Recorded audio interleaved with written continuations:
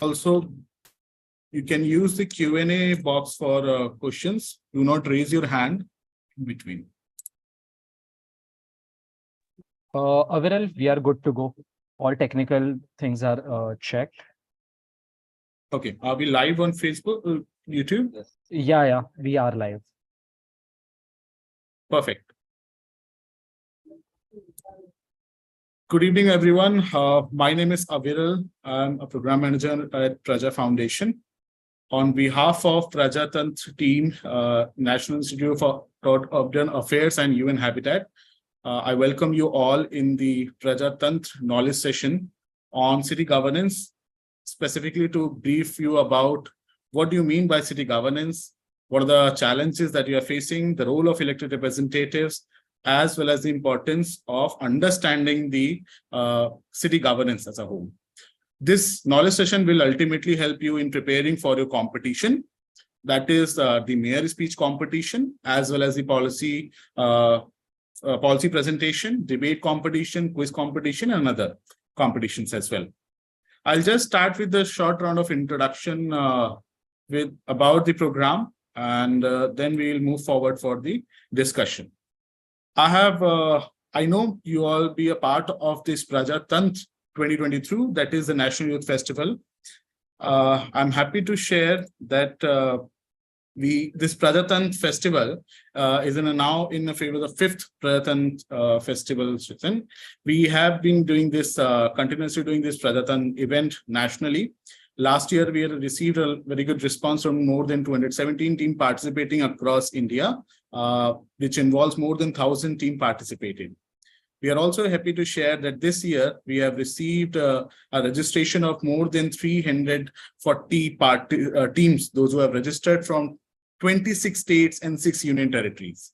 So we are witnessing now representation from all states, all cities across India. Just to share this screen, as you what you can see, the representation from this map.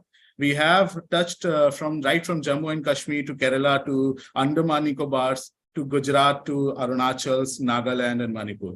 We have representation from all states. With that, I wanted to thank our partners in organizing this event. Just to interrupt you and ask, so this means there are 23 teams from Jammu and Kashmir, is it? Yes, sir. That's so fabulous. It's very yes, great. Yeah, we are happy to share. Yeah, we have representation from 23 teams from Jammu and Kashmir. We are thankful to the National Institute of Urban Affairs being a part of this Prajatantra, as well as the UN Habitat for supporting this Prajatantra event in organize. To move forward, I'm happy to share that I have two most important individuals to give you a background about the city governance, Mr. Tikender Singh Panwar and Prasad, PD Prasad sir. To start with the introduction, I know both of them are not, let's say, the introduction is not required for anyone, but yeah, just to give the formal one, Tikender Singh Panwar was a directly elected deputy mayor of Shimla city. The city saw many initiatives under his leadership. Tikender ji was also a member of a national task force in the country to review the 74 constitutional amendment, which speaks about decentralized governance. Apart from this, Tikender ji has been representing the city and the country at many international forums and talking about the decentralization, the city governance, and strengthening at the current challenges as well. And also he's an author from so many books related to governance as well. Thank you, sir. Thank you, sir, for joining. We look forward to hear from you. We have with us Mr. PD Prasad, former Deputy Controller of Account, Delhi Municipal Corporation now. He has served more than 15 years as the Deputy Controller of Accounts and holds expertise in municipal finance and governance. He is involved in the stakeholders interaction trainings across India, and he is now very actively participating in Delhi Municipal Corporation's day-to-day affairs as well. So we welcome you to the knowledge sessions of Prajatantra as well. With that context, I just wanted to start with today's knowledge session. As you know, Prajatantra Festival is a national youth festival where we are giving students, youth, college institution a to form a team that represent like a city government. We have teams, those who are representing their institution, acting like a mayor of a city, acting like a chairperson of a committees, as well as taking part in competitions like quiz competition, debate competition, mayor speech competition, and policy formulation. This knowledge session, the objective of this knowledge session is to give them an understanding about what do you mean by city government, what consists of city government, the role of elected representative, as well as the challenges, as well as the probable solution. So with that, I just wanted to start the session by requesting PD Hari Prasad sir to give us an understanding about what consists of municipal corporation. So what is the structure and how it importance to link with the Municipal Corporation Act. Specifically, sir, also brief us about what is the role of mayor and how they are elected as in the city governance structure. Over to you, sir. Then I'll request Tikender sir to add on after that. Please, sir. Thank you, Aviral, and good evening to all. I think I am audible to everybody. Yes, sir. Now, coming to city governance, any city that is having a municipal corporation or local, because it is the third tier of the governance system, and very important because the municipalities are the government which is directly involved with the people on their day-to-day matters. Now, every municipality do have two heads. That is, one is the elected heads and one is the executive head. The commissioner will be the executive head. The name executive means he have to execute whatever the elected body, because the elected body is the one who have been placed there by the people of that city. The citizen of the city, you actually put them there and given them mandate to govern them as they like, as the citizens' wishes. Okay, so they do have the upper hand. They make policies, they approve schemes, they can make they can give their vision how to make the city, and the commissioner is the person who heads all the executives. That means all the officials of the municipality and the total workforce of the municipality who have to execute whatever the elected body tell them. Okay, the elected body, actually the individual councillor, no individual councillor have any particular power, but the corporation as a whole holds the entire power of the municipality, and it is the topmost with the full power committee. Okay, it constitutes the entire councillors, which we usually call the house or the corporation, is constituted by the entire councillors and the nominated members of that city. The nominated members used to be subject experts, and the number of the nominated members as the councillors who can be represented is defined in the act of every city. They used to hold the meetings. Then if any idea coming through the executives, that is the commissioner do have any idea, a fresh thing, something which he would like to put it in the city, then he have to place it before the corporation. And the corporation members can also put their idea and give an approval for the commissioner to execute it. The corporation have the full financial powers with unlimited amount of expenditure sanctions and administrative sanctions. Administrative sanction thus simply means they have the idea and they would like to do that. Okay, so when they say that, yes, we need to put, say, all the school classrooms with the smart boards. Okay, so that is a policy, and then that policy is approved by the corporation. That is administrative approval, and we have to spend almost 8 crores on that. That is the expenditure sanction, what the corporation gives. Now, that is the role of the elected representative. And even the corporation normally used to meet once in a month And we have a lot of committees constituted under it. The major one is the standing committee and ward committees. Ward committees constituted by the members of a particular zone. If the corporation is bigger and divided into separate zones, then there will be ward committees having the representatives of that particular zone, and a standing committee which is elected among the members of the corporation and the zones.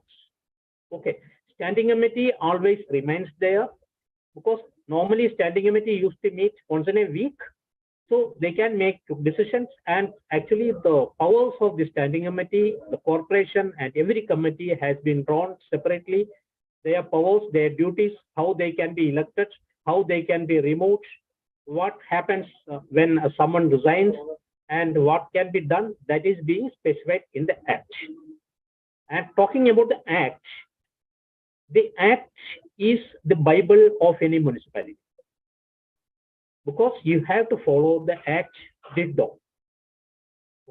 Whatever said in the Act, you cannot go outside the Act, and you have to act as per the Act. Okay, that is why it is important. Every municipality is governed by the concerned Act. Speaking about the MCD which I represented, it is governed by the municipal DMC, Delhi Municipal Corporation Act, which has been the Act of Parliament made in 1957 and amended many times.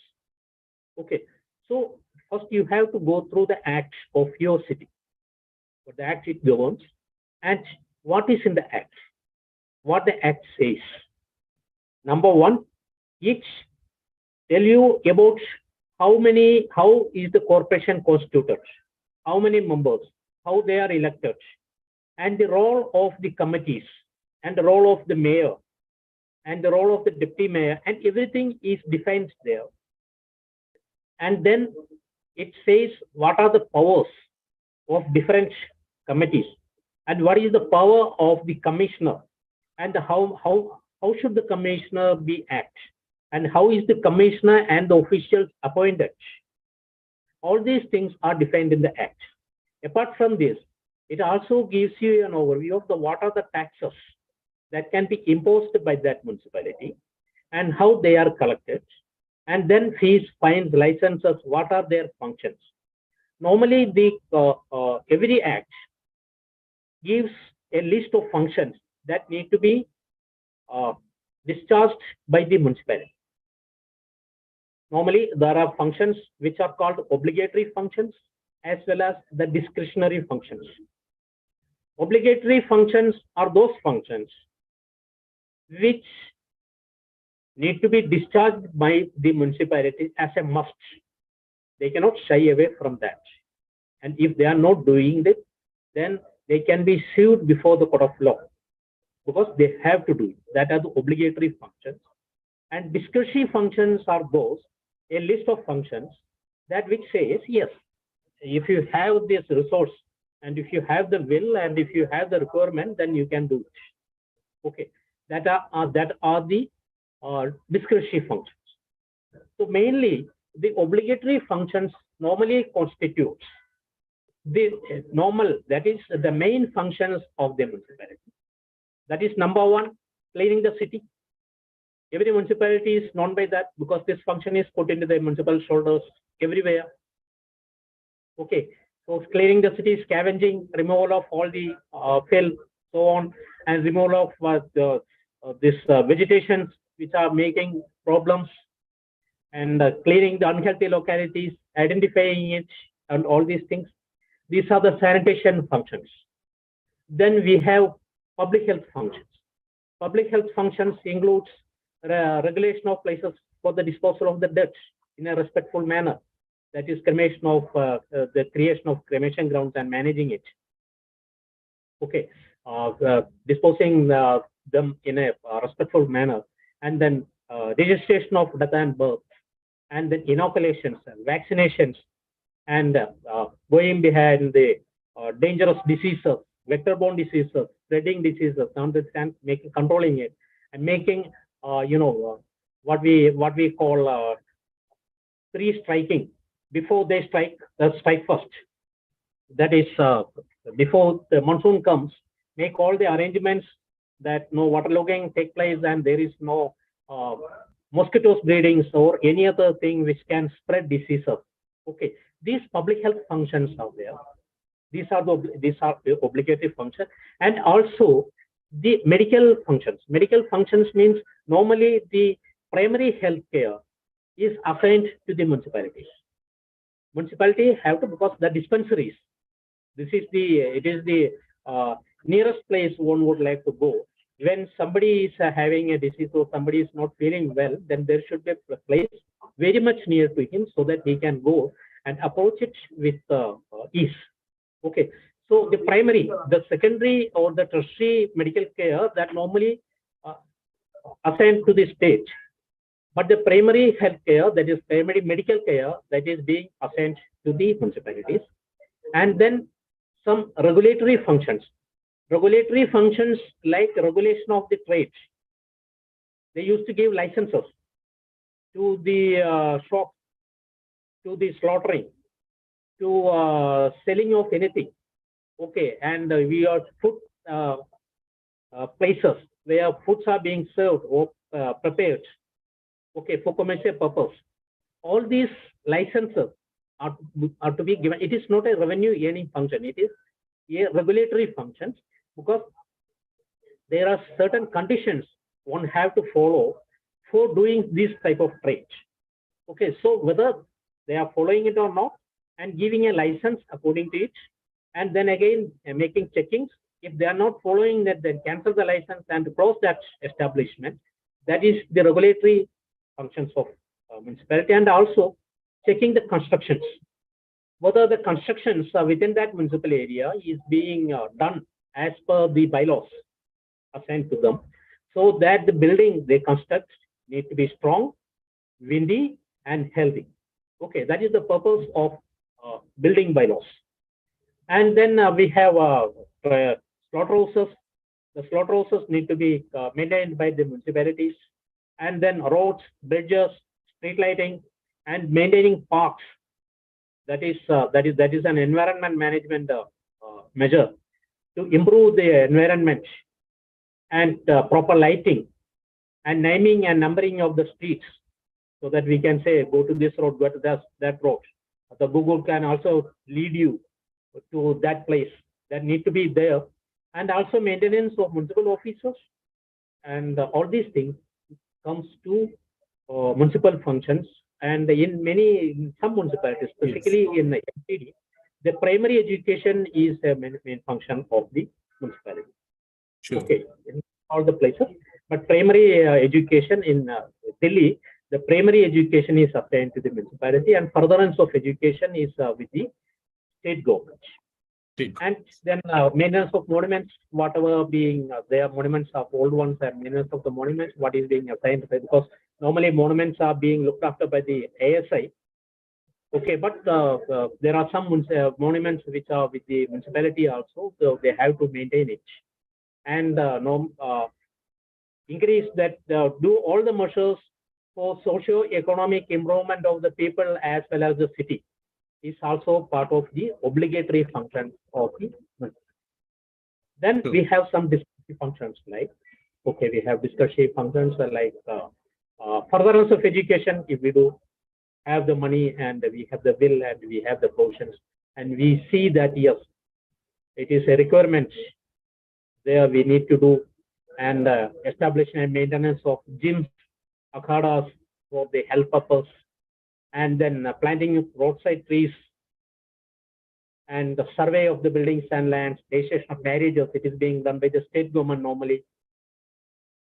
Then a civic reception of the people, when dignitaries are coming, then give them a reception with the public, and providing places of entertainment, public this announcing system and public music at different places, and you can also have fairs, organized fairs, circles, and all these things. And then preparation of say rest houses, poor houses, infirmaries, and for old and children. These are discretionary functions, because nobody is going to go against you if you are not discharging the functions. Only if the resources function permits, then you can go for that, and you can purchase buildings, and you can maintaining garages for the rickshaws, or the the pangas and horses and so on. This normally comes under the discussion, but the major ones what I went through. And speaking about the power of the mayor, that differs from municipality to municipality, and mainly differs how the mayor is elected. If speaking about Delhi, the mayor is elected out of the members of the house, that is the councillors. Every year, the councillors elect one of them as a mayor. And in Delhi, the mayor has a term of only 1 year. Okay, the next year, the same person can be re-elected as per the quota fixed, okay, or may not be, but the term ends in a year. And in this case, where the mayor is elected by the representatives of the house, the mayor does not hold any executive power or much power. What the mayor can do is just chair the house and sign the minutes of the house, that is making the decision of the house authenticate. That's all. The mayor does not hold any other power in this case. Okay, and the mayor is normally responsible to hear the public, and she can also give direction to the commissioner whether he obey it or not. That doesn't matter, but normally whatever the house approves, the commissioner have to obey it, and whatever the mayor says, that are the suggestions. That if the resources allow, normally no commissioners or no executive wings turn down whatever the mayor asked for. Okay, because the mayor is the representative of the people, and she need to be, or he or he need to be heard. Now, where the mayor is directly elected from the public, in many cities, the mayor is directly elected. The mayor and deputy mayors are directly elected. Okay? They hold an executive council, and they have the executive powers. Okay, there the power differs. Executive powers, and so they can direct, or they can dictate what should be done in the city. Okay, as I told you earlier, a individual councillor does not hold any power, but individual councillor is responsible to answer the stakeholders of his ward. The stakeholders are the voters, because his progress report is being written there. So he is answerable to the public. So normally the councillor needs to have a very good coordination between the officials assigned in that particular zone and particular ward. So the coordination goes well, then naturally everything goes well. And that is how a government works, because normally it says when it is they're teamed up, the elected representatives and the executives teamed up for the welfare and the benefit of the city, naturally it happens. Okay, that's all. Anything else? No, sir. Thank you so much. Now we understand about, जैसे आपने बताया कि there is a corporation जहाँ पे commissioner होता है, जहाँ पे mayor होता है, जहाँ पे elected representatives होते हैं, like councillors होते हैं, जहाँ पे committees भी होती है. It totally depends on the Municipal Corporation Act or Municipalities Act of respective states. हमारे पास elected representative होते हैं जिनकी जिम्मेदारियां होती हैं towards their constituencies. Also there are the major role players in the assembly house, जिसको हम कहते हैं. साथ ही साथ the committees that there are part. For all students, we request to read about their Municipal Corporation Act or a Municipality Act to know more about their individual corporation. Just to link with the major idea of understanding, after understanding about the corporation, I request now Tikender Singh to explain us about, as an elected representative, जैसे आप mayor का election होता है, पहले क्या role होता है mayor का, साथ ही साथ क्या क्या इलेक्टेड रिप्रेजेंटेटिव्स के रोल होते हैं, आप डायरेक्टली या इनडायरेक्टली इलेक्टेड मेयर्स जो होते हैं उनके रोल्स क्या हैं, साथ ही साथ अगर जब आप चुन के आते हैं as a elected representative, what are the vision that you have for your city. We have a mayor speech competition जहां पे पार्टिसिपेंट्स को उनके सिटी के लिए नेक्स्ट 5 ईयर का विजन प्रिपेयर करना है. Also we have a competition on policy presentation जहां पे पार्टिसिपेंट्स को अपने सिटी के लिए as a committee chairperson policy prepare करनी है. तो सर, हम आपसे समझना चाहेंगे कि एज अ इलेक्टेड रिप्रेजेंटेटिव क्या रोल होते हैं, आप साथ ही साथ आप जब विजन प्रिपेयर करते हैं तो क्या कैसे प्रिपेयर करना चाहते हैं. Over to you sir. Okay, thank you so much. Viral, I just saw a comment तो उसमें mention किया था कि थोड़ा हिंदी में बात करें. So how do you want me to speak? English, Hindi, bilingual, or what do you want me to do? I believe we have a representation from all states, तो हम हिंदी and English दोनों में बात करेंगे. Okay, great, fine. So can you just run? So what I'm going to do, Viral, is because Hari Prasad ji has very excellently placed how the municipal corporation functions, going by the statutes, going by the acts, and what are the roles defined.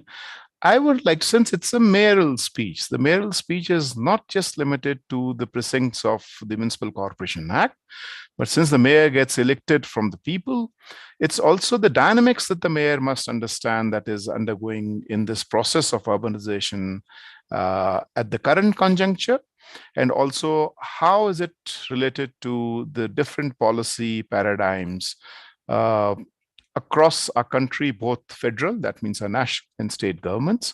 But first thing first, and first thing which our students must know, and I believe they're very young students, probably, very good number. You have already 405 attendees, okay, participants. So, and I believe they must be in what, 25 years age? Yes. So which means if it is 2023, so all are born post 2000. Yeah, 2000, yes. Not even 90s. So it's all the liberalization era product. Okay, so they must know, I mean, there has been a different process of urbanization even prior to that. I'll come to that. Just try to explain them. And also that, the whole question of urban development or urban department is a state subject. Like we have 3 lists in our federal constitution: state list, concurrent list, and the union list. This urban development comes under the state list. What does it mean? It means that all laws pertaining to urban governance are to be formulated by the state governments. But at the same time, because things were not going too well, and I'll come to the first slide when we start moving. I mean, someone has to show the slide. Wait, hold on for a second. तो जैसे ही हम लोग मतलब आज़ादी के बाद काम हुए, क्योंकि हमारे देश में इतनी गुर्बत थी और इतनी ज़्यादा पॉपुलेशन ग्रामीण में थी कि हमारा शहर पे ज़्यादा ध्यान था ही नहीं, और इसलिए हमारे कोई बहुत ज़्यादा काम शुरुआती दौर में नहीं हुआ. लेकिन उसका ये नहीं, बिल्कुल भी नहीं हुआ, और वो भी मैं एक्सप्लेन करने की कोशिश करूँगा. तो उस वजह से ये मतलब आपको भारत से एक संवैधानिक संशोधन लाना पड़ा कि भाई अति हो गया. I mean, it's too much, enough. You're not even holding your government. Of course, you're having elections in the state assemblies and the parliament, but what about your city governments? What about your local bodies? And that what led to the what we call the National Commission on Urbanization, which was headed by Charles Correa. They must read it. I mean, especially students. Charles Correa was a very fine architect. He was heading that National Urban Commission, and most of the recommendations of the National Urban Commission eventually led to the post-liberalization phase, also into governance, and which eventually led to the 74th Constitutional Amendment. What is the 74th Constitutional Amendment? I'll come to that later, but 74th Constitutional Amendment said, look, every 5 years you ought to hold city elections.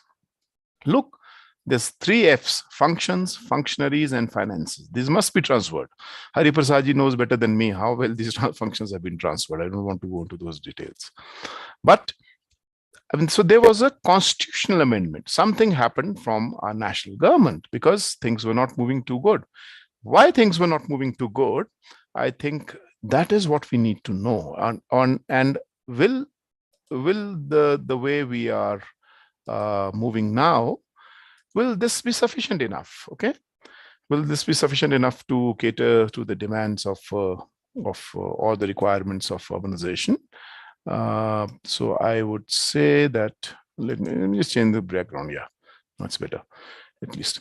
So let's jump to the slides. Can somebody just place the slides there? The slides that I had sent. Will this be sufficient enough? So can you just share from your end if you have? I don't know how to share it here. I mean, how do you do it? Just you have to use the screen share screen option there. Share yes, screen. And then select yes. Where do I go now?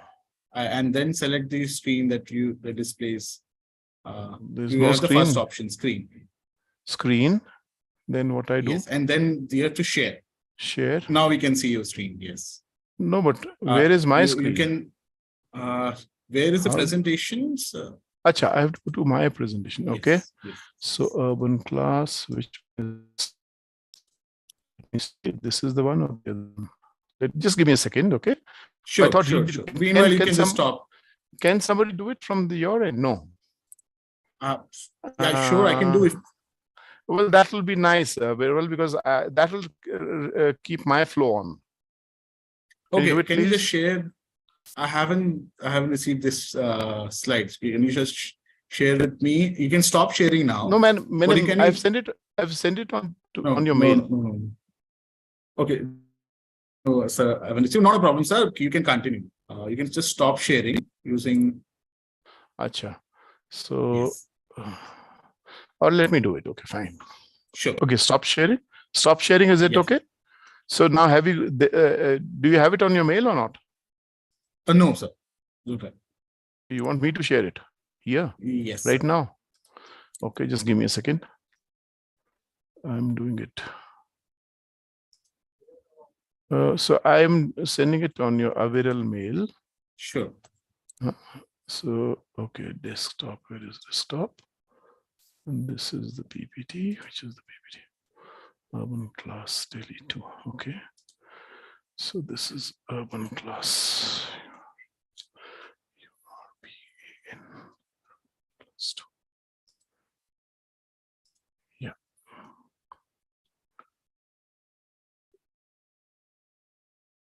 Just see. Meanwhile, I know the participants are requesting for English to use English or Hindi language.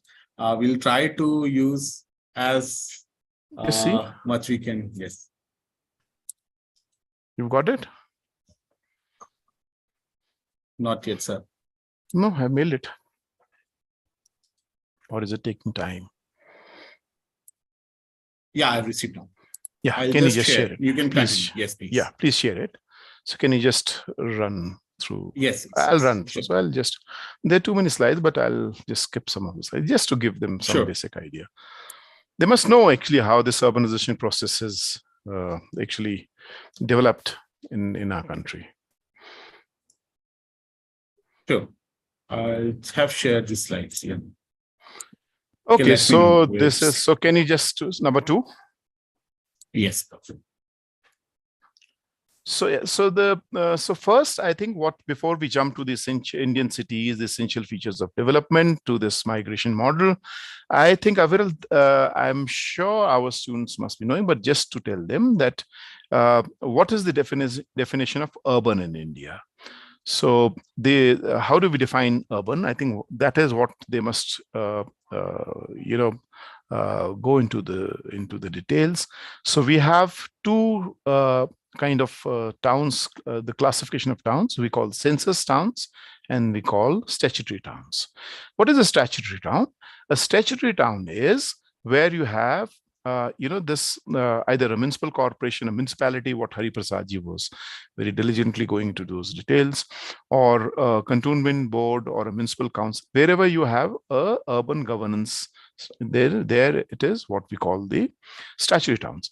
Then what is a census town?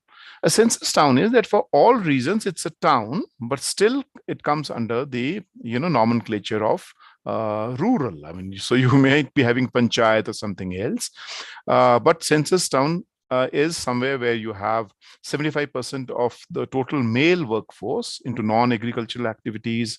Then your density of population is important. So 5,000 people and a density of 400 people per square kilometer. I think that is how we define a census town. So in India right now, we have some 5,000 census towns and equal number of statutory towns. But what is estimated, since 2011, 21 census is still pending, what is estimated is there's some 23,000 villages which are on the brink of being urban. And the urban population that we are estimating right now is around 36%. And if you total it into numbers, then it is almost 500 million. In our numerical terms, it's 50 crores. And 50 crores is a gigantic number. Just imagine what does it mean? 50 crore people currently living in urban India and across the country. Okay, that is something which our students must know. Now imagine the 50 crore people, only half of them all of them are under the nomenclature, but an equal number we have what we define as who might be entering this phase of urbanization. Now, what are the essential? Because when we got independence, our young students must know that we were forming a nation state which was predominantly backward, a nation state where we had the Bengal famine just prior to our independence, coming out from post-World War. There was hardly any economic development, no capital. The total capital that the 300 largest capitalists of the country had, including the Tatas and the Birlas, were not even 300 CR. And in that kitty, in that capital, you couldn't even construct a steel plant. So what do you do in such a situation? So there is this very essential. So urbanization-led development was like kind of a steering pivotal area, which was supposed to lead us into a developmental model. So what is the essential feature from 1947 to 1991? And then we have another phase post 1991. At least the mayoral speech students must know, okay? Not just the 74th Constitutional Amendment. The essential feature is a Nehruvian model. I'll try to explain because it's very complex. In fact, I can speak 5 hours or 6 hours just on the Nehruvian model. But at the same time, just imagine that in cities you had massive migration. Because both in East Pakistan and West Pakistan, people will not, I'm sure some of them even may not be knowing that there was East Pakistan as well. Like we have Pakistan, because in 1947, when we got independence, Pakistan also got independence. We had West Pakistan and East Pakistan. So East Pakistan is the current Bangladesh. A massive migration flowing in refugees, large number of refugees, coming from both these places. What is the number? Just imagine 7.3 million, 73 lakh. Where were we adjusting them? That's how these towns developed: Jalandhar, Ambala, Delhi. And apparently all these nagars, I don't know how many of them are from Delhi, Aviral, but all these nagars that you have in Delhi are actually refugee colonies. Malviya Nagar, Lajpat Nagar, whatever nagars you have in Delhi. And imagine how many towns we built in this area, in this period. This quick period, it's almost 14 new towns, because where do you keep this large population? Don't forget what was our population.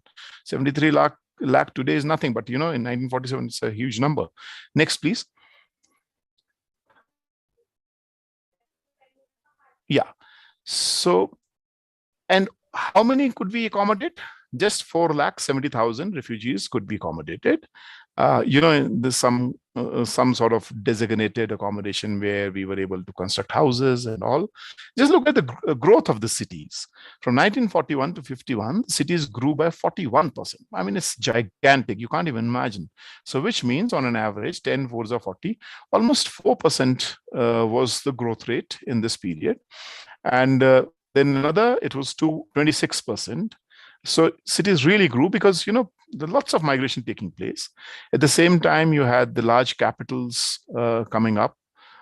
Some of the states being formed, like Punjab Reorganization Act. Then we have Chandigarh coming up as a state capital of Punjab and Haryana, Simla becoming the state capital of Himachal Pradesh, and likewise, of course, then we have Telangana quite later, but then we have other states also. So demographic, which means, what demographic is, economic and administrative factors. The economic is, I didn't go into that detail because I think that's the longest chapter available. But they must know that Nehruvian model was a very classical model. It is a model where they said it's the state that will lead the baton of development because there's hardly any private capital. So state will play a pivotal role, and that's how we developed our large public sector undertakings, PSUs. We developed our IITs. We developed some of the important educational centers. So more to say in simple terms that the state was the principal investor in all the spheres because there were hardly any private capital at that time. And by 1971, you see, because we had to build those towns. How many towns did we build? 112 new towns we built.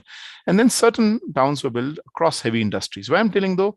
Because some of the towns, they do not even have the municipal structures. I mean, these are completely different towns. So heavy industries town like Durgapur and Bokaro, that's how these towns came into being. Next, please. Yeah, so this is the Nehru's vision of industrial capitalism, Bombay Plan. I do not intend to explain what a Bombay Plan is because the Bombay Plan came in 1940s, 42. It's a very comprehensive plan, in fact, which was the bedrock of national development in India. Very difficult to explain right now because of the paucity of time. अभी बहुत मुश्किल है, मैं देख रहा हूँ कुछ लोग बोल रहे हैं हिंदी में बोलो, अभी बहुत मुश्किल है ये समझाना, लेकिन आप बुनियाद यही मैंने कहा कि ये दरअसल अपनी इकोनॉमी को प्रोटेक्ट करके यहीं पर डेवलपमेंट का रास्ता करना ज्यादा स्टील। और स्टोरीज ऑफ चंडीगढ़ और नंगल इसलिए कि मैं नहीं कहता कि बहुत ही इंक्लूसिव टाउन्स बनाए, क्योंकि आप मेयर की स्पीच में जाओगे, लेकिन आपको देखना चाहिए कि आपको नेहरू की विजन से भी देखना चाहिए किस तरह से उसने विजन बिल्ड किया था। चंडीगढ़ जब वो बना रहा था, चंडीगढ़ का जो मैं इसलिए आपको उदाहरण देना चाहता हूं क्योंकि चंडीगढ़ जब शहर बनाया, और मुझे नहीं पता हमारे यंग बच्चों में से, यंग स्टूडेंट्स में कितने लोग चंडीगढ़ गए हैं, पर जरूर देखना चाहिए क्योंकि वो उसका ड्रीम टाउन था नेहरू का। और काबूजियर जो उसका आर्किटेक्ट था, उसको उसने कहा कि याद रखना नंगे भूखे लोग आए हैं। I mean people have come empty handed, they have nothing in their hands, they are migrants, you know, they have lost all their assets in east Pakistan और west, mostly in west Pakistan in this part. So remember, I mean once you are constructing these houses there will no buyers, I mean people won't be able to stay. तो आप जब mayor अपना शहर बनाओगे, ख्याल रखना कि किसके लिए शहर बना रहे हो, गरीब के लिए, अमीर के लिए। उसने कहा बहुत गरीब लोग आ रहे हैं, और इसलिए जब ऐसे लोग आ रहे हैं तो आप इसको घोस्ट टाउन मत बनाना, भूतिया शहर बन जाएगा। So therefore, and that's how you know Corbusier he pitches in, and it's a magnificent town. I mean, you don't allow plaster, sorry, we request for acha. So we don't allow even plastering of the outer walls. No steel was allowed to be used in Chandigarh buildings, all mud and bricks, so that the cost doesn't escalate. There's a beautiful story, by the way. Likewise, Nangal, you know, because Bhakhara Dam. Next, please. I just want to show. So this is the model of development. Imagine Bhakhara is in my state, Himachal Pradesh, and of course we lost lots and lots of land in Bilaspur. But you know, the beautiful part of it is that you could tap water here and you could take this water down to Rajasthan. I mean, some of your desert areas, the canal systems that you were able to build. But what I'm showing is the workers' colony, the inclusive town planning in Nangal. So the workers' colony is, I used to go during my student movement days to stay there, and the workers' colony is, imagine what? I don't know whether my young fellows will be able to understand. लेकिन साहब एक worker जो वहां पर काम करने जाता था, उसके पास एक बैकयार्ड और एक फ्रंट यार्ड और 3 कमरे का घर, इस तरह से इंक्लूसिव डेवलपमेंट का मॉडल के आधार पर शुरुआती दौर में हमने आजादी के तुरंत बाद विकास करने की कोशिश की। बहुत सक्सेसफुल नहीं रहा, क्यों नहीं रहा उसको देखने की कोशिश करते हैं, क्योंकि आप कैसे शहर बनाओगे मेयरल स्पीच में वो देखना है। फिर आगे चलिए, आगे चलते हैं।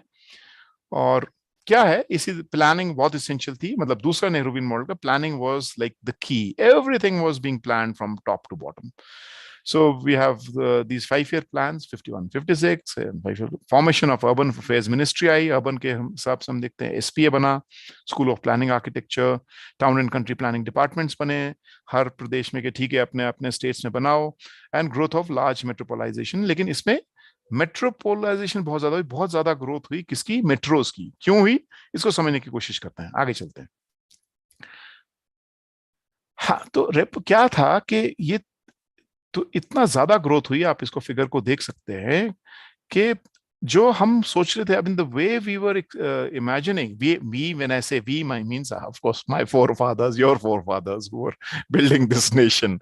So they thought that, look, I mean, by this, we will be able to really capture the imagination of the people, decent housing, factories, etc. We'll be able to give them work, decent living. But this didn't happen because there was this rush, the rapid urbanization. And what we find is that there was complete metropolization that was taking place, and all these plans were like in a disarray. So you were planning for 100 people, but suddenly you had 500 people coming. So what do you do in a city? As a mayor, you have to think about that. Will you throw them out? No. What do you do then? What is your inclusive tool? What is inclusive model? Does the current Municipal Act give you that ambit? If not, then what will you do? That is what I want to seek when you are there in the mayoral speech. Next, please. So yeah, urban demographic trends. I don't have to go into that detail because that will be too time consuming, but just imagine this was ये ऐसा हुआ कि आप देख सकते हैं किस तरह से हमारे शहर बढ़े। पहले छोटे शहरों की ज्यादा आबादी थी, फिर बड़े शहरों में, कुछ बड़े शहरों में ही ज्यादा आबादी बच के रह गई, और जिसको हम क्लास 1, क्लास 2 टाउन्स बोलते हैं। मिलियन प्लस सिटीज की ग्रोथ बहुत ज्यादा हुई। ये थोड़ा समझना हमारे को जरूरी है, खासकर जिन शहरों से आप आते हैं और जिन शहरों में आप मेयर बनेंगे। चलिए आगे। Yeah, so metropolization I've already explained. So now it's almost 60 metros that we have. So essentials of post-colonial cities kya tha? Planning was key. State played a pivotal role. Manufacturing was the driving force. Now that is what you should know. Okay, how is your city behaving? What are the major sectors where employment is getting generated? When I say manufacturing of what? So cotton textile mills was like a determining factor. बहुत जगह पर, like you have Bombay mills in Bombay, you had those cotton mills in Delhi, Aviral. If you remember, in Delhi you had those Modi mills. You still have that Modi mill, I think, metro, if that's not been in somewhere else. So manufacturing was the key, and that's how our planners thought that, look, by driving this manufacturing, we will be able to make the cities inclusive. But what we find is, and that was not in India, but across the globe. Some other time we'll try to discuss and try to explain what were the international factors, jo international way. But imagine what was happening. So what was happening is that your workforce, the workers remained there, but from organized, there's another shift from unorganized sector, from more formal to informal economy. That's what we find. In Bombay, just imagine, this is the number that they lost in mills. Ahmedabad down by 50,000. So once you lose your job, what do you do? What will the workers do? They can't live in the core. तो क्या करेंगे worker? कहाँ भागेंगे? Periphery में भागेंगे, जहां थोड़ा सस्ती जगह मिल रही, वहां स्क्वाट करेंगे, जगह पे कब्जा कर देंगे। अब आप मेयर बनके क्या उनको भगाओगे वहां से? तो स्क्वाटिंग करेंगे तो क्या करेंगे? वो फ्रिंजेस पे अपना slums. That's how your slum starts developing. Same workers move to the peripheries, and new workers join in from countryside, and that's how you have a duality in the city. What I call duality. Of course, the duality was there in the British time between the European masters and the Indian slaves. But here we have a new form of duality, despite some magnificent support from the Nehruvian model, which could not sustain, if you ask me.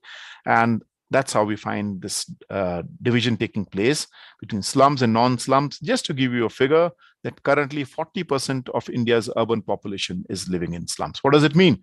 It means that if 50 crore urban population, that means almost 20 crore people. Just imagine, 20 crore is what? I think population of Europe. Such a big number of people are living in Indian slums. As mayor, what do you think should be done? That's why I said, okay, next please. Yeah. So features Nehruvian model, very nice, but still it was a contrast. What happened is old class of propertied elite. I don't have time to explain, but there's a new elite coming in, which were like beneficiaries even during the British Raj, but even continued. So housing, office space, schools, and other services. So the city started expanding. It didn't. So the city was expanding more and more, and that's how we find merger of small towns. So new towns are like coming in. So as a mayor, you'll be given a proposition. Where would you throw your waste? Because the waste is another periphery. What do you do with that? Your Municipal Act doesn't give you that. So I didn't want to just touch on those Municipal Acts, Aviral. So merger of small towns. Let's see how many merger of small towns. Next, please. Kitna ho gaya? So 1991, 2001, imagine 221 towns had merged. So this is the period when the liberalization period, but usse pehle kitna 100 towns merge ho gaye. क्योंकि भाग रहा है ना शहर तो फैल ही जा रहा है उसके पास जगह ही नहीं है कहाँ इतने लोगों को फंसाएंगे. And that's how our planners, the worst thing that they do is take a butter paper, draw a circle. That's how they build the circular road.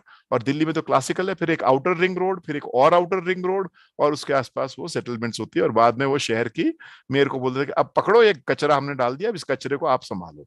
So that is how the planning process is going on, which is absolutely unsustainable. That's what I want to say. Next, please. National Urban Commission, of course, 10, but I don't think but they should read. So, but this is a very interesting commission, because when you were in a deep crisis, and that's when a new leadership was also taking place, Indira Gandhi was killed and Rajiv Gandhi took over the reins, and he was like, with new ideas, and he'd studied abroad, England में पढ़कर आया, तो बोला कुछ हमें यहाँ बदलाव करना चाहिए. तो ठीक है, और मैं बता रहा हूँ ये मेयर से नहीं हो रहा है, बस नेशनल हेड से हो रही है सब बदलाव. So imagine, पहले भी नेहरू के वहां से हुआ, अभी भी नेशनल हेड से सब बदलाव हो रहा है. मेयर का कितना रोल है ये थोड़ा आपको समझने की जरूरत है. But this was very interesting commission, and he gave, Charles Correa. I met Charles Correa. He died recently, who was heading this commission. And I don't know how many of here our participants are from Goa. Are there a few here? But yes, we have representation from, yes. So there's a hotel in Goa called the Sidade Goa. So Sidade Goa has been designed by Charles Correa. It's a magnificent hotel, by the way. So one of the finest architects probably this country has produced. So yeah, he and we were interacting in one of the London School of Economics conference on urban. It's called the Urban Age Conference. He said, Tikender, we require competitive mayors, not competition between the chief minister and the mayor. A very magnificent report, if you ask me. But given a free hand, but of course with limitations, and given a free hand by Rajiv Gandhi, by the way. And so he emphasized on growth centers. A very interesting recommendation. Next, please. Let's see, because you might be recommending our mayors in the mayor's speech some of those recommendations. इसमें एक recommendation very interesting है. This one, one of the recommendation was the 3 banking institutions, the National Metropolitan Development Bank बोला उन्होंने, और बोला साथ में National Urban Infrastructure Bank. ये कुछ भी बना नहीं, लेकिन तो I just want to say. And एक जो buzzword बाद में आया, जिसने हमारे शहर को मतलब पूरा दुकान बना के रख दिया, if you ask me, they said, and that was also a recommendation. Yeah, treat cities as engines of growth. So cities are spaces which should be treated as not human spaces, but engines of growth. And all that land, because he said वो phase out, उसको सबको अब आप उस land को monetize करो, क्योंकि जो land आपका मिल से, जहां पर अब मिल चल नहीं रही है, कॉटन मिल्स, उसको अब आप रियल एस्टेट में डेवलप करो. तो ये इसकी इंटरेस्टिंग रिकमेंडेशन थी. और प्रोजेक्ट ओरिएंटेड काम, जिसको हमने बाद में JNNURM में देखा, जो Jawaharlal Nehru national urban renewal mission आया, सेंटर से आया, और साथ में फिर स्मार्ट सिटी मिशन आया, सेंटर से आया. ये सब चीजें जो बाद में हुई, ये इसकी रिकमेंडेशन थी. Next please. नेक्स्ट या. So post-colonial city, elite, declining formal, So the elite continued to dominate. Then we have, the formal working class was giving way for the informal sector. Inequality increased massively, by the way. Some people really had control over large assets in the cities, but abysmally poor also were there. Or so that's how, strong urban focus. Uske baad post-90s phase aati hai, which is next, please. Yeah, of contrast. This is what we call the 1990s. In political economy, we call the neoliberal capitalism. Our people don't have to understand. It's a very complex stuff. But what does it mean? It means that from manufacturing to services, cities का भी ये काम है. As a mayor, आप देखोगे कैसे आप इसको generate करोगे. Attract global capital. Competitive cities बनाओ. Competition करो. Shift from industrial capital to IT based. State role to big consultants. Okay, now the mayors are not going to run the cities. Big consultants are going to come. Aviral, you know that because you've done classic work. So they will create your mobility plans. And it was more project oriented. Instead of city, which Nehru was envisioning, or even Charles Correa was envisioning, now we have project oriented. So role of municipalities change, very interesting. Okay, what Prasad साहब आपको बताना कोशिश बता रहे थे, 74th constitutional amendment आती है और project oriented ज़्यादा approach आती है. Next please. Next.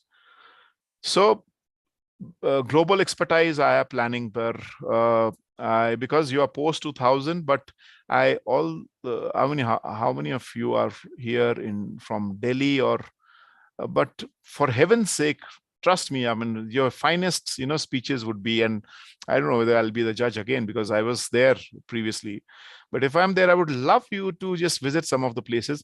Please visit कीजिए कुछ पुराने घर, पुरानी buildings और कुछ नए घर. और पुराने घर और नए घर में आप सिर्फ कार्बन फुटप्रिंट मेजर करके लाना कि कितना डिफरेंस है. अभी जो नए बिल्डिंग बन रहे हैं प्लानिंग और डिजाइन में 1 सेकंड नहीं टिक सकते वो बिना एयर कंडीशनिंग के, 1 सेकंड नहीं. और पुराने घर जिसमें आपके वेंटिलेशन है, जिसमें तमाम है, पुराने हॉस्पिटल्स वैसे चल रहे हैं. अगर आप दिल्ली में हैं तो आप जरूर जाइए Lady Hardinge Medical College. you have the beautiful building typology. So this all changed. Concept of design changed. Usage, typology as a mayor, how do you look at it? Investment in particular corridors, even can you look at it? That's my point, given the municipal corporation.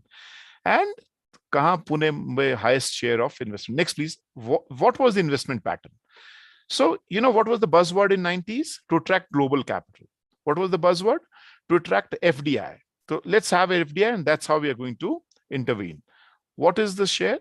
Only 60% जो भी investment हुई post 90s came from public sources, core area in Delhi. Private investment, domestic sources, FDI was hardly a contributor. This is a report that I get from our government. But the World Bank estimates, next please, that's a very interesting thing. The World Bank estimates that it's 1% from commercial debt or PPP projects. Actually, 84% of the total urban infrastructure still coming from where? Your central government, state government, and city governments, which means what will you do? Will you still attract the private capital? Will it still, as a mayor, will you still hop on that? It's all up to you. I want to hear from you. I just want to give you some of the things, how it's happening. But yes, sheer obsession for attracting private capital. What has it eventually led us to? Next, please. So yeah, two processes. Now, this is something very important as a mayor, I'm telling you, because I have served the city for 5 years. And by the way, I was a directly elected deputy mayor. How do you challenge this? The first is the gentrification taking place. I don't want to define what gentrification is, but it is occupying public spaces by, some property class or some, kind of ghettoization that we say. Go by the dictionary meaning, just try to search more and you'll get more. This is a universal process happening everywhere now. In fact, everywhere across India in the urban centers. And the second process is informalization. And that is a process of, what I say, incremental expansion of the informal economy. But इससे होता क्या है? इससे होता यह है कि इससे और ज्यादा गरीबी बढ़ती है शहर में और इससे जो बेसिक राइट्स है वो भी लोगों को नहीं मिलते हैं. और थर्ड जो इनमें हो रहा है जो कि centralization of finance, and this is, you may agree or you may not agree, it's all up to you, but this is what I'm witnessing, is some rightward shift, some communalization of the spaces by both ends. So we have ghettoization and you have communalization of spaces, which is a very dangerous trend. और अगर आपने इस पे किसी को तो गजाला मुंस, I don't remember the name, but I'll share that. This is a serious challenge, by the way, because if as a mayor, if you want a peaceful city, if you want a harmonious cities, then you can't have spaces being occupied by, certain kind of gentrification or certain, then how do you universalize harmony? As a mayor, how do you intervene in such situations? I think you'll have to think about it. And how do you break the chain of such events? Is it just enforcement? But the enforcement is not in your hand. The police is not in your hand. What do you do as a mayor? Next, please. I just want to explain them and just make it a little lighter. Okay, Aviral? So yeah, gentrification next. I don't have to go into details.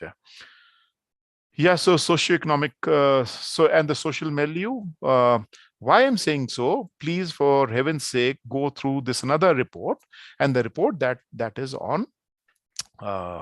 Can you just move ahead? Because I'm forgetting that name. Migration, urban areas, urban shift. No, again, aage chaliye. The segregation report. For heaven's sake, go into this segregation report. This is a report that has been prepared by, I think, students from Harvard with a 10-year study, 1.5 million neighborhoods across Indian cities. And it's an eye-opening report.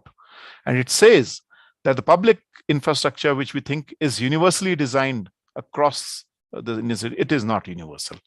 So if you as a mayor want to like bring it little, inclusive, little democratic, what will you do? Think about it. I don't want to give solutions to you. I just want to raise, but this is a hard reality. Your caste and segregation on your identity is a very major challenge, which we thought is only a rural phenomenon. It's there in the urban as well. Next, Aviral. Yeah, so hollowness, okay, so inequality is there, unemployment is massive, access to basic services is abysmally low. Go by some of the data that you have: drinking water, sewerage facility, living conditions, slum-like conditions. I'm also contributing to writing the slum policy for Patna. There we have, defined what a slum is, because UN definition is 50 houses. We say, no, it has to be more. And last is the climate related. Climate is impacting cities just like anything. It is in this situation that you have to work. How do you work is the given structure, what Hari Prasad ji was mentioning, in the given framework of the municipal governance. As I said, municipal governance is a state subject. So every state has different laws, and every state has, for example, somewhere it's the state, the municipal governance also have executive powers where they are able to, for example, the mayor in council in Bengal, and I believe even Madhya Pradesh, but not everywhere. And of the 18 subjects under the 12th schedule in the 74th constitutional amendment that was supposed to be transferred, I think it's your study, Prajatantra study, which defines that not more than 3 and 5 have been universally transferred. So you are completely, as a mayor, I would not say incompetent, but disempowered. So, and you have to perform. So how do you even snatch that pie of empowerment?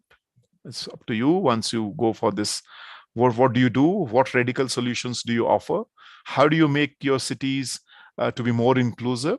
How do you make your cities to be more participatory, where people participate? The process is not that participatory. How do you make these cities more more equal, harmonious? People don't fight amongst each other. How do you do that? I think with those issues, I would like to end. There are many slides, by the way. Can you just jump to the next one? But I think, yeah. So, but I think that will consume too much time. And this was for, of course, another. This was for another, discussion. Definitely, we'll take this discussion there. Yes. Yeah. But yeah. So I thought So this is the conjuncture we are in. The socio-economic spatial environment. The mayor cannot be minus the socio-economic spatial environment and just try to work within the precincts of the Municipal Act, which, as it is, as Hari Prasad ji was mentioning, it's very limited, in the limited scope.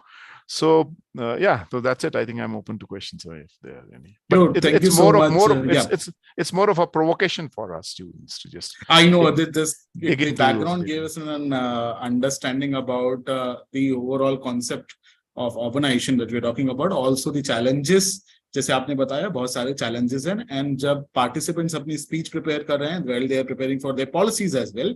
ये सारे points उनको ध्यान में रखने चाहिए अपने cities के लिए.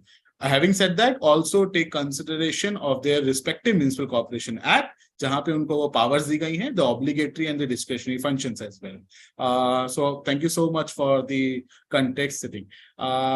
I know we are running short of time, so we'll just take 5-10 minutes more to answer some of the questions from the participants. I hope ये discussions सारे participants note कर रहे होंगे, और साथ ही साथ जो questions हैं उसको हम अब ले सकते हैं. I'll just quickly go by this sequence. So very interesting questions हैं कि participants के कि मेयर का इलेक्शन, जैसे आपने कहा कि पहले तो मेयर से पहले इलेक्शन से कॉर्पोरेशंस का इलेक्शन रेगुलरली होना चाहिए था, that state election commission should ensure that. But आप देख रहे हैं कई सारे पार्टिसिपेंट अपने अपने सिटीज के एग्जांपल दे रहे हैं जहां पे ये मेयर्स के कॉर्पोरेशंस के इलेक्शन हो नहीं रहे हैं. सो तो उस पे कोई हम कमेंट कर सकते हैं कि क्या है उसकी प्रोसेस और ये कैसे हो सकता है? Can anyone like Tikendra ji, you want to take, और हरिप्रसाद सर आप कमेंट करना चाहेंगे? Let Hari ji go ahead and then probably. Sure. Yeah, thank you, Yes, sir. Tikender. तो लिटिल मेयर्स आप लोगों ने सुना होगा तिकेंदर जी को. That is the difference between an executive and elected representative. The way Tikender ji explained to you the vast constitution and the requirement of the city, and it is very wonderful, and he is a treasure of knowledge, and you got only a little of that. So keep him in the loop so that you can gain a lot. Now, when thank you, sir. Thank you for those words. Yeah, thank you for those. City is not being done in time, then prime thing is people using it that the city is not governed by the people of the city. That the election commission have to ensure that they should get a mandate. क्योंकि अगर वहां पे elected representative नहीं होंगे तो city के लोग उसको गवर्न नहीं कर रहा है. क्योंकि हमेशा क्या होता है कि अगर जब सिटी गवर्नमेंट नहीं होता है, then states use to play the role. जब कोई स्टेट उस रोल को प्ले करता है तो एक्चुअली स्टेट का thinking the state as a all होता है, सिटी स्पेसिफिक नहीं होता है. क्योंकि सिटी स्पेसिफिक बहुत सारी चीजें होते हैं जो उस सिटी से स्पेसिफिक होते हैं, दूसरे सिटी से इतना ज्यादा स्पेसिफिक नहीं होता है. तो the election commission should ensure that the elections are done in time so that the city can be governed by the people of that city. Thank you. Sure. Thank you. Sir, interest. Yeah. What I want to add is, suppose like Bombay, it's been what, 2 years? We don't have 1 year, maybe. We don't have a 1 mayor. year, more than 1 year. So what we should do is we should make those representations to the State Election Commission and even knock the Bombay High Court, because it's a constitutional mandate. The trick that the government plays is, and that's the trick what is being played rightly by the Maharashtra government in Bombay, is that under the delimitation disguise, they are playing with it. So what they will say is कि अभी हम delimitation कर रहे हैं, कुछ wards की settlement कर रहे हैं. अरे भाई ये ward की settlements 5 साल के अंदर होना चाहिए था ना. So the constitutional mandate is very clear that you ought to. So then you can get some relief. So A, represent, B, also knock the High Court, because it's a constitutional mandate. They are forced. I mean, you know, they're supposed to do it on time. Yeah. Sure. Just adding or clubbing couple of questions. बहुत सारे questions हमको mayor से related आ रहे हैं, जहाँ पे अलग अलग cities से we can see कि participant पूछ रहे हैं कि first thing, what is the major role of a mayor? जैसे आप सबने explain किया, थोड़ा सा और इससे हम बात कर सकते हैं. Second thing is, अगर जैसे आपने अपनी speech में बताया, हरिप्रसाद सर ने बताया कि act बहुत सारे power देता है हमको, तो जब mayor को हम power ही नहीं दे रहे हैं, तो what we expect from them as a elected representative, what we expect them. लेकिन as a citizen, there are a lot of responsibilities, because you are representing a city. That means you have a lot of responsibility. So वो उसको हम tackle कैसे करते हैं? With the limitations what we have in powers, हम कैसे deliver best कर सकते हैं? This is very interesting questions, और ये सब examples अलग-अलग cities. I can see a lot of coming from Shillong, a lot of coming from other cities as well, जहाँ वो बता रहे हैं कि अगर हमारे mayor in power नहीं है, तो वो कैसे best perform कर सकते हैं. सर टिकेंद्र जी, मैं आपसे जानना चाहूंगा, देन उसके टेक्निकल टर्म्स में मैं हरिप्रसाद जी से कहूंगा कि कैसे क्या क्या प्रोविजन दिए जाते हैं एक्ट में, जो आप एक्सप्लेन कर सकते हैं. देखिए, हिंदी में बोलूं, अंग्रेजी में बोलूं? वो सर मिक्स में हम यूज कर सकते हैं. तो देखिए, एक तो ये है कि आपको बहुत सारे स्टेट्स में अलग अलग एक्ट है. जैसे मैं आपको बताता हूँ, शिमला का एक्ट काफी पावरफुल है, तो वो मेयर को काफी ताकत देता है. और ताकत देने का मतलब ये है कि मतलब वो तय कर सकता है क्या प्रायोरिटी होनी चाहिए शहर की विज़ावी इकोनॉमिक डेवलपमेंट को लेकर. और जो ऑफ कोर्स जो भी उसके पास है, अब आपके पास जैसे ट्रांसपोर्ट है ही नहीं, तो आप क्या करोगे? लेकिन आपके पास अगर कूड़े पर है, आपके बिल्डिंग प्लान्स पर कुछ है, हालांकि बिल्डिंग प्लान्स भी बनाने वाले टाउन एंड कंट्री प्लानिंग है, तो जिसको हम बोलते हैं पैरास्टेटल्स शहर को चलाते हैं, तो बात अलग है, लेकिन फिर भी देता है. लेकिन अब जैसे हरियाणा का है, हरियाणा में आपका म्युनिसिपल कमिश्नर रिकमेंड कर सकता है डिसोल्यूशन ऑफ अ काउंसिल, और उसके रिकमेंडेशन पर अगर वो डायरेक्टर अर्बन डेवलपमेंट कर देता है, तो then it's powerless. So I think there the mayor has to really the mayors have to form some group organization and demand this space ke dekho, they are elected bodies and this should be done away with, because the 74th constitutional amendment साफ बोलता है. लेकिन फिर भी नहीं होता है. मान लीजिए कुछ ऐसा है. अब मैं आपको एक थोड़ा किस्सा सुनाना चाहता हूँ और किस्से से आपको समझ में आएगा कि लोगों का, और ये बहुत इंटरेस्टिंग कनेक्शन है, डायलेक्टिक्स है बेसिकली. ये इतना टेक्निकल आप नहीं कर सकते, तो मैं आपको अपने अनुभव से समझाता हूँ.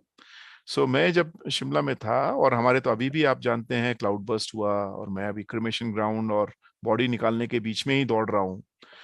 तो हमारे यहाँ पर एक समय जब मैं ऑफिस में था, हमारे बहुत ज्यादा बर्फ पड़ी और बहुत सारे पेड़ गिर गए. और जब पेड़ गिर गए तो एक दिन 2 दिन बिजली नहीं आई. अब बिजली देने का काम ये म्युनिसिपल कॉर्पोरेशन का नहीं होता है, ये बिजली बोर्ड का होता है, which in English terms we call a parastatal. So this is a parastatal. This is not a municipal governance, mandate. No, not doesn't come under the municipal government. So there was this elderly person who was retired, and he was asking that, please, mere bijli nahi aayi hai. Retired person, and since you are a mayor, people will definitely, because you're the first responder, by the way. Don't forget that. अगर आपको mayor नहीं बनना है तो घर में बैठिए साहब, अपने मंदिर में जाकर कुछ भी काम कीजिए, लेकिन करना है तो पॉलिटिकली फिर ढंग से करना है. दैट्स व्हाट आई से. लेकिन वो ताकत लोगों से मिलती है, तो वही मैं रखना चाह रहा हूँ. 2 दिन हो गए बिजली नहीं आई. I call the engineer, I said साहब ऐसा हो गया. उसने बोला साहब there are almost 40 trees that have fallen and it's very difficult with the given manpower, so we are doing our best. And they were doing their best, no doubt about that, and we are trying to restore electricity, but it will take some time, maximum say maybe 12 hours. And so after 24 hours, again the electricity was not restored. And the person again calls me, the elderly person, और उन्होंने फिर से मुझे phone करके कहा कि देखिए आपने कहा था 12 घंटे में आ जाएगी बिजली. तो मैंने वैसे उनको समझाने की कोशिश की. मैंने कहा सर देखिए, आप इतने सीनियर सिटीजन हैं, गवर्नमेंट में आप रहे हैं, आप जानते हैं कि बिजली जो है वो हमारे पास नहीं आती है.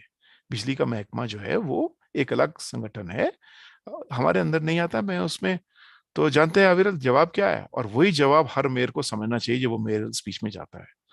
उन बुजुर्ग ने कहा कि मैंने वोट बिजली बोर्ड को नहीं दिया था, वोट आपको दिया था. So I mean, that I didn't elect the electricity department. I elected damn well you. I mean, you damn well understand that as early as possible. And that gave me handsome guts. I told the office, I said, boss, next day if you don't restore electricity, I'm bloody going to picket your office. I'm not allowing you to come out of your office or home. And of course, then electricity was restored. So the point is, these are the intricate stuffs and situations and realities in which we work. It's not a black and white stuff like we have in Western world, like in Europe, or for that matter in US. It is in this given situation that we would like them to respond our mayor's speech also. They should know what are the realities. That's all of it. Thank you so much. Sir, wanted to add something? Yeah, adding to Tikender ji, whether you have a power or no power, you are the mayor.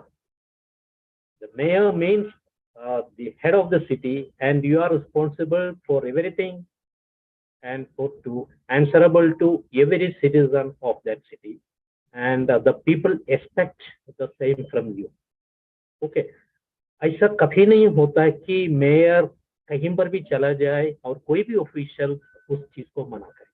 Because you have to, for that purpose, you have to keep a coordination with all the officials, especially with the commissioner and the state agencies which are working there, whether this falls within your preview or not. इसमें ऐसा नहीं, क्योंकि देखिए जब mayor के लिए जो problems आता है, लोग प्रॉब्लम लेके आता है आपके पास. सोल्यूशन जैसे कि तिकेंद्र जी ने बताया है, तो सोल्यूशन आपके पास होना चाहिए. इट्स नॉट कि हम ये कहें कि नहीं हम वो करेंगे ये करेंगे. आपके जो वो है आपके शहर की कूड़ा आपको शहर के अंदर ही आपको निपटान करना होगा, बाहर कोई लेके जाने नहीं देगा. आपके पास अब स्ट्रे कैटल की प्रॉब्लम है. स्ट्रे कैटल होता है, स्ट्रे मंकीज होता है, स्ट्रे डॉग्स होता है, और ये इसके निपटान आपने करना है without disturbing the animal loving people. Okay, वो लोग काफी भावुक हो जाते हैं आप अगर उनके ऊपर कुछ करेंगे. अगर नहीं करेंगे, जो अफेक्टेड है वो आपके ऊपर कहेंगे, because you are fixed up there. लेकिन जो मेरा एक्सपीरियंस है, क्योंकि दिल्ली में जो मेयर है, the mayor does not have any executive power, उसके बाद भी जो मैंने यही एक्सपीरियंस किया है, where there is a will, the mayor used to play the role of a mayor, because they can, and because mayor किसने बनाया है? जो इलेक्टेड ने बनाया है, जिसको पब्लिक ने चुन के भेजा है. So the power has been given by the public to them. तो मेयर को अपने जिम्मेदारियां, अगर पावर हो या ना हो, they can do it if they do have a will. That's all. Thank you.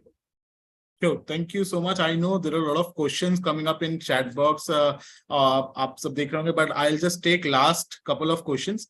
एक question बहुत interesting है, मैं सारे questions को club कर रहा हूँ. First is, as we understood of the challenges and the other thing, according to the state acts, the municipal corporation functions. But one of the major challenges that we are facing now is the urban economics. We are looking for livelihood. Like say we are focusing on like converting our national level like aims to convert our country into 3 million or 5 million trillion economy. Cities as a engines of growth. जैसे टिकेंद्र जी आपने कहा, पहले हम services पे ध्यान दे रहे थे. Now we are talking about economic growth as well. So उसके लिए corporations क्या रेडी है, प्लस अगर वो रेडी नहीं है तो कैसे अपनी पॉलिसीज को, अपने प्रोग्राम्स को आगे ले जा सकती है. That will ultimately help. This question will help the participants to prepare for urban economy का जो थीम है इस बार का, उसके लिए. Sir, can you add on certain points what are the main things that we consider while moving forward for better sustainable urban economics? Should I respond, Aviral? Yes, please. Go ahead, sir. Well, I think what we need to do is one of the most important functions that the city is still not having is the entire function of city planning must be given to the city government, must be handed over. Imagine even a city like Delhi, the state government also doesn't have this function. It is the central government through the DDA that that creates the Delhi master plan or the Delhi development plan, because the entire economy of the city, I mean, if I have to say some of the major elements, take for example land use change, the whole process of infrastructure development, infrastructure building, if that has to be under the ambit of the city government, then the city must plan. And that plan, unfortunately, is not done by the city, but the parastatals. Like in Delhi, you have the DDA. In Mumbai, you have the Mumbai, Maharashtra, the Mumbai Development Authority. In Mohali, you have the Greater Mohali Area Development, or somewhere you have the Town and Country Planning Acts. I suggest maybe all the cities are not empowered through that, or maybe do not have the capacity. But some of the cities, some of the towns, historically, who have been planning, I think, and some of the larger towns, this experiment now needs to be done. And what the HLC committee report is also pointing out, there are many disturbances with that committee. It's saying that at least pass those 3,000 planners to the cities. So the cities must start this process of planning, and they must be empowered to do that, which can take for why I'm saying so. Because what is required in a city, the best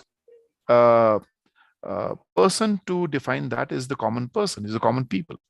And when I say this, the city must plan, it is not just some of the planners or the consultants, but it must be embedded and rooted in a bottom-up approach with the people's participation. So the plan must be through this process of ward sabhas or ward committees, and then kind of because that will give us a kind of an opportunity to intervene. But having said that, doesn't mean then you also require some zonal level activity, because there's certain activity which is not limited to a city, which is like a zone. So you require some zonal level structures to be developed between different cities or the urban and the peri-urbans. But again, which has to be democratic. It can't be a bureaucrat-run structure like we are witnessing in the NCR, or for that matter, if NCR, if I have to understand, say NCR is a larger precinct or larger context. I think we have that in the 74th Constitutional Amendment, but it has also gone haywire. For example, we have the development planning committees, DPCs, sir, you know, Hari Prasad ji. But these DPCs don't function. And the DPCs, which should be chaired democratically by democratic persons is actually either chaired by a minister or by someone else. So I think we have to just think out of the box for this larger question of economic development. But I saw one question, I must respond to that, Aviral, is that is there a connection between sustainable development and economic development? 100% it is there. And it is that we have to develop in sync with nature. Ian McHarg wrote 1960, 60 years ago, developing our cities with nature. We have to do it, else what we are witnessing in Delhi and in other cities, we'll have more heat island effects, we'll have more deaths. And if you have an informal economy, just look at this connection. If you have more informal economy and you have climate change impact, then you'll have more deaths, more urban heat island effect deaths. More loss in economic activities. So there's a connection to that. So I think it's not that your economic development is divorced from your sustainable development question, but if it can only be done if it is embedded in the people's approach. So people have to be like made very fundamental in this whole process. The problem is with the process, not with what we do or what we don't do. Once we try to revisit this process of city building, I think we can do some landmark things which we have like really missed in our journey. Sure. Thank you so much, sir. Sir, if you want to add something, Prasad sir. No. This was Perfect. Thank you so much. I know we are running short of time, but as you see, बहुत सारे questions हैं हमारे पास. We'll take these questions. अगर हमारे और questions कुछ होंगे, we definitely reach out to you, Tikender ji and Hari Prasad sir, for any more explanation. But with that, I just wanted to close this session. Before we end, we have with us Mr. Lavlesh Sharma, who is the head of NIUA's youth team. I request Lavlesh for the closing remarks. Also, for the participant, please, we will definitely continue to organize such more knowledge sessions to answer most of the questions that you have asked in this knowledge session as well. So do attend that knowledge sessions as well. Lavlesh, if you have, if you are there, please, over to you.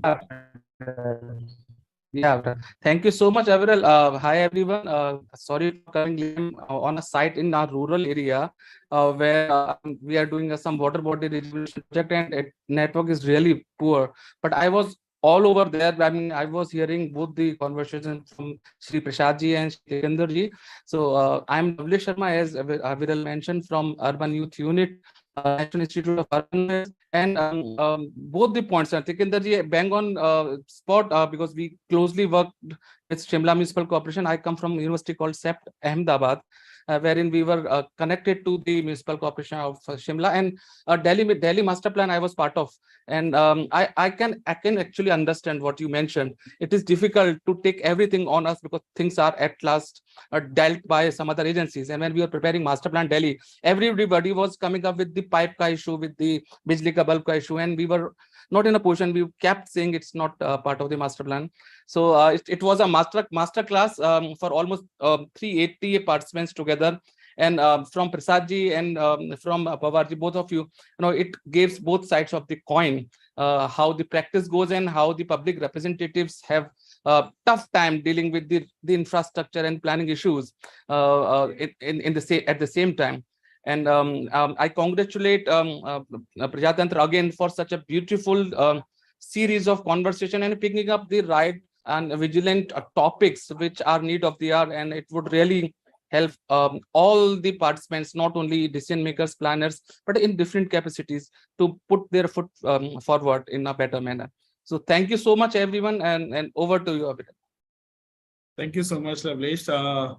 So on behalf of Praja Foundation, on behalf of UN Habitat, and on behalf of National Institute of Urban Affairs, we are very thankful to have you, Tikender ji and PDR Prasad sir, in today's discussion. Also, we thank our participant who joined in number, and very happy to see representation from all states. And I believe इस बार के Prajatantra competition में we will definitely learn from the participants as well, their ideas about their cities.